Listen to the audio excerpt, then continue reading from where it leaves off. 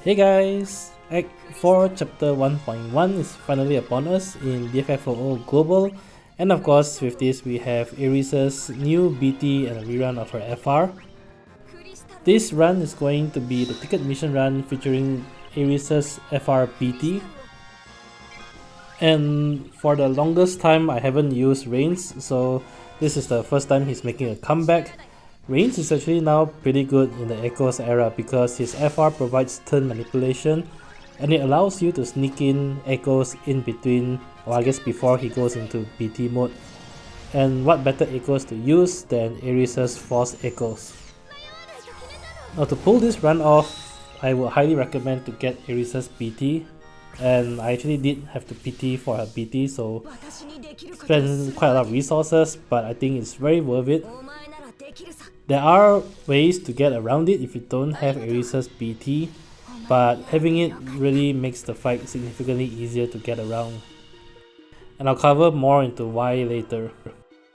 First things first, you want Sid Reigns on the left hand side, which is party slot number 3. That's because he's holding the Lunafreya LD call. Also, you want Sid Reigns to start last in the party, so you can actually get the starting turn order more easily if you remove his buff speed up and buff attack speed up passives. As always, I'll list in the video description the passives that I removed, so you can check that out as well. You want Sherlotta to start first, and what I did with Sherlotta is use 4 S1s, 1 EX, and then end her turn using Call ability and BT+. Use Aerith to charge up the rest of the force gauge with her S1, and then I gave Aerith the Sephiroth LD call really only just for the gold debuff. I can't think of any other call ability to use, and I don't think the Sephiroth call is mandatory, so if you don't have it, don't really worry about it. And you want to end Aerith's turn using BT+ as well. This is quite key. What you really need is the gold frame buff from Aerith's BT+. That buff, as you can see on Aerith, lasts for 4 turns and it reduces HP and brave damage taken by 100%. Finally, coming to Reigns' turn, I used the Lunafreya LD call immediately and then BT+ first. Yes, usually you want to force time with Reigns before BT+ because his BT aura lasts for 6 turns, but here we are making an adjustment because of the stage mechanics. So BT+ first and then go into force time targeting Aerith. As you can see, even though the boss charges force gauge quickly on this stage, you should be able to enter force time before the boss. One other notable improvement from Sid Reigns' force boards is that in his force time, everyone in the party is guaranteed to launch. This not only adds to significant damage increase overall, but it also enables everyone in the party to easily meet Sid Reigns' force time conditionals. Coming to Aerith's turn, what I did is just spam the rest of the echoes. You want to bump up the force bonus percentage to as high as possible, because what you really want is to really deplete virtually almost all the boss's health in one BT mode with Sid Reigns. The only drawback though doing this is that Aerith will have to use 1 Echoes here and 1 LD, and this increases the turn count by 2, eventually leading to this run being a 6 turn run, which really is a little bit more than I would like.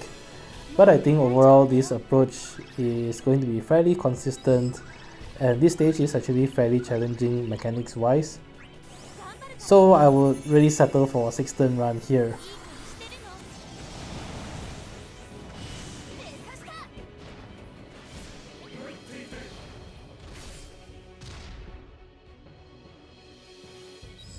Likewise, coming to Sherlotta's turn here, since she's buffed by Quick Prayer, you can squeeze in 2 Force Echoes with her, and this maintains the force time at 9 turns while increasing the force bonus percentage for a huge Sid Reigns BT mode coming up.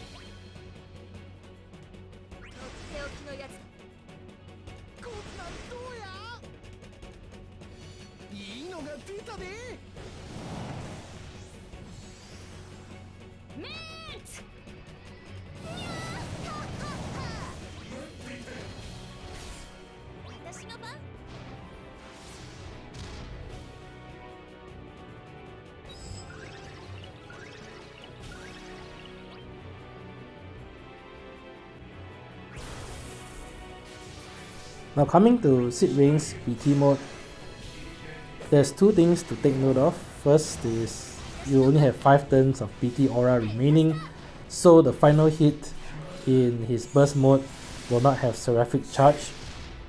But that's actually okay, and that actually fits in with this strategy, because usually while you would want to use the character's force attack as the last move in PT mode, here we are making an adjustment due to the stage mechanics. Instead, what you really want to do is use his EX last in his PT mode. So the turn order in PT mode that I did is S1, and then I use LD to get a free skill use, and that allows me to use 2 S2s. The important thing here is this S2 right here, the first one that you use. Hopefully this will be enough to bring the boss to 19% health, which then triggers the change to phase 2.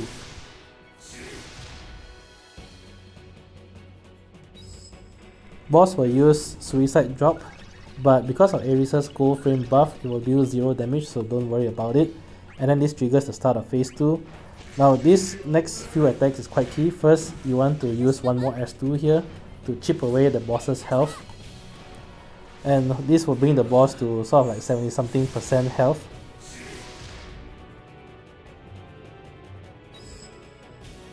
Now here you want to use FR with Reigns. Why? Because hopefully this FR will bring the boss to 39% health or below. If you can't get 39% health, because it is actually pretty tight, this attack right here just hit 39% health.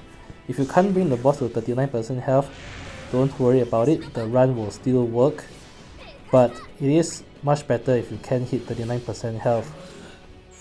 Now why is that? At 69% and 39% health, the boss will apply a frame buff on itself, as you can see, called durability. Durability will decrease all HP damage that you do to 0, but because I've hit 39% health, the boss will never reapply durability again for the rest of the fight. So the good thing is using EX here from Sid Rains dispels the durability buff. Don't forget, Sid Rains' EX dispels buff. This is actually one of the reasons why I brought him to this run. And voila, no more durability for the rest of the fight, and Sid Rain's PT finisher will bring the boss low enough for you to finish it off.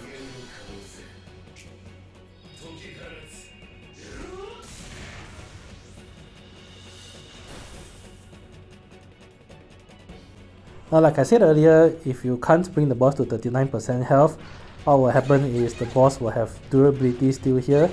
Don't worry about it, because you have Diabolos Summon, and this is the main reason why I set Diabolos Summon. Now after coming out of BT mode, the boss will go mad and do a range of attacks on your characters.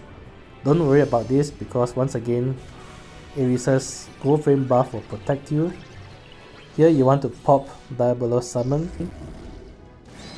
Diabolos Summon has the effect that it dispels all enemies' buff, so even if durability is still up, summoning Diabolos here will remove it, which will allow you 2 more turns at 999% to finish off the boss.